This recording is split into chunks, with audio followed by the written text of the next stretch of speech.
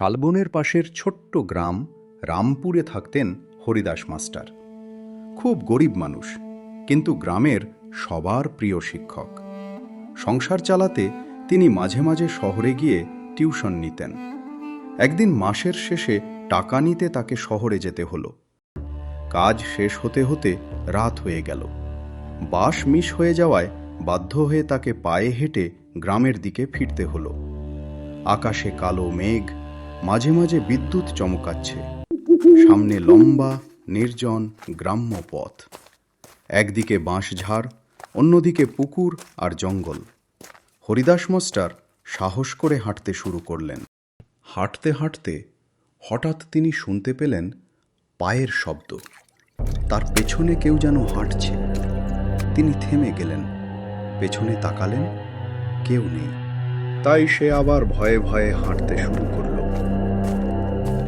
হঠাৎ বৃষ্টি শুরু হওয়ায় সে দৌড়ে রাস্তার পাশের একটি চায়ের দোকানে আশ্রয় নিল। আরে বাবু, এই বৃষ্টির রাতে তুমি কোথায় যাচ্ছ? আমি কাজের জন্য শহরে গিয়েছিলাম, কিন্তু দেরি হয়ে যাওয়ায় গ্রামের বাসটি ধরতে পারিনি, তাই পায়ে হেঁটে বাড়ি ফিরছি। হরিদাস মাস্টারার কাছ থেকে একথা শুনে সেই বৃদ্ধ হতবাক হয়ে গেলেন এবং তাকে পথ সম্পর্কে সতর্ক করে দিলেন। এই রাতে তুমি এই পথে একা যাবে, তাই সাবধান থেকো। বর্ষার রাতে এই পথে যে কোনো কিছুই ঘটতে পারে। আচ্ছা দাদা, মনে হচ্ছে বৃষ্টি থেমে গেছে, আমার এখন যাওয়া উচিত। এই বলে হরিদাস মাস্টার আবার বাড়ির দিকে রওনা দিলেন। বৃষ্টির কারণে গ্রামের রাস্তা পুরোপুরি অন্ধকার। রাস্তায় কেউ নেই। দূরে কোথাও কুকুরের ডাক শোনা যাচ্ছে, আর হরিদাস মাস্টার নির্জন রাস্তা দিয়ে একাকী হেঁটে চলেছেন। হঠাৎ সে শুনতে পেল কেউ তাকে ডাকছে। স্যার, ও স্যার।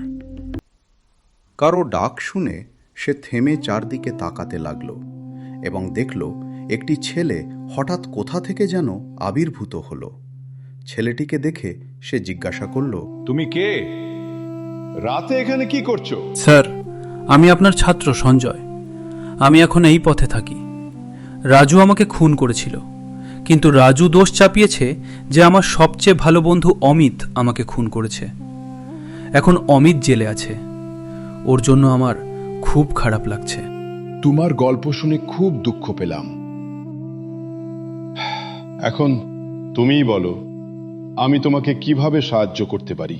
স্যার, আপনি দয়া করে পুলিশকে জানাবেন যে আমার সাথে যা ঘটেছিল তা সিনেমা হলের পিছনে লাগানো সিসিটিভি ক্যামেরায় ধরা পড়েছে। তাহলে পুলিশ আমার সবচেয়ে ভালো বন্ধু অমিতকে জেল থেকে ছেড়ে দেবে। ঠিক আছে বাবা, আমি অবশ্যই এটা করব। আপনাকে অনেক ধন্যবাদ স্যার, আমি এখন যাচ্ছি। এই বলে ছেলেটি বাতাসে মিলিয়ে গেল এবং হরিদাস মাস্টার ভয় ও বিষণ্ণতা নিয়ে নির্জন রাস্তায় একা দাঁড়িয়ে রইলেন। সে আবার বাড়ির দিকে হাঁটতে শুরু করল এবং ভাবতে লাগলো তার সাথে এইমাত্র কি ঘটল। এইভাবে ভাবতে ভাবতে সে বাড়ি পৌঁছালো। তোমার কি হয়েছে? তোমাকে খুব ক্লান্ত মনে হচ্ছে। কি গো, কিছু বলো। দাঁড়াও, আমাকে একটু দম নিতে দাও। তারপর হরিদাস মাস্টার তার স্ত্রীকে সব কিছু ব্যাখ্যা করলেন। ঠিক আছে, এখন এটা নিয়ে ভেবো না, অনেক দেরি হয়ে গেছে। এখন চলো খেয়ে শুতে যাই।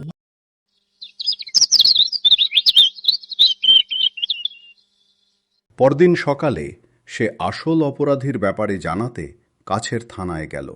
তিনি পুলিশ কর্মকর্তাকে সব কিছু খুলে বললেন এবং তার ছাত্রের প্রতি ন্যায় বিচার করার জন্য অনুরোধ করলেন। পুলিশ কর্মকর্তা সঞ্জয়কে ন্যায় বিচার দেওয়ার আশ্বাস দিয়েছেন। চিন্তা করবেন না মাস্টারমশাই, আমরা ন্যায় বিচার করব। এখন আপনি বাড়ি যেতে পারেন, আমরা শীঘ্রই তদন্ত শুরু করব।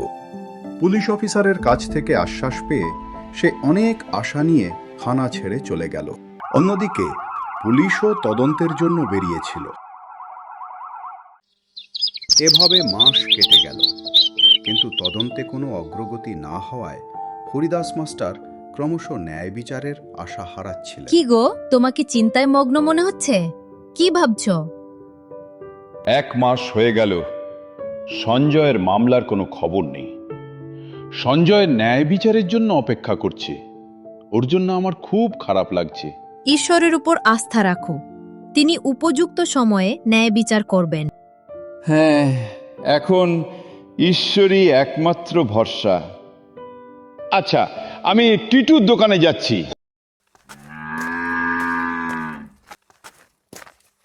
টিটু, আমাকে এক কাপ দুধ চা দে। তারপর টিটু হরিদাস মাস্টারের জন্য এক কাপ চা নিয়ে এসে বললেন, মাস্টার মশাই, আমি লক্ষ্য করেছি যে আপনি আসার পর থেকে কিছু একটা ভাবছেন। বাড়ির সবাই ঠিক আছে তো? হ্যাঁ, বাড়িতে সবাই ভালো আছে, কিন্তু আমি আমার ন্যায় বিচারের অপেক্ষায় আছি। ন্যায় বিচার? কিসের জন্য ন্যায় বিচার? তারপর সে তার সাথে ঘটে যাওয়া ঘটনাটি তাকে ব্যাখ্যা করতে শুরু করল। টিটু ও হরিদাস মাস্টারের কথোপকথন শোনার পর হরিদাস মাস্টারের পাশে বসা লোকটি বলল, মাস্টার মশাই, চিন্তা করবেন না, এখন খুশি হওয়ার সময়, কারণ পুলিশ আধা ঘন্টা আগেই মূল অপরাধীকে গ্রেপ্তার করেছে। সত্যি? তাহলে আমি এখন পুলিশ স্টেশনে যাচ্ছি এই কাজের জন্য পুলিশ অফিসারকে ধন্যবাদ জানাতে। এই কথা বলে সে মহা খুশিতে পুলিশ স্টেশনের দিকে দৌড়াতে শুরু করল। মাস্টার মশাই, আপনি দীর্ঘজীবী হন। আমি শুধু আপনার কথাই ভাবছি।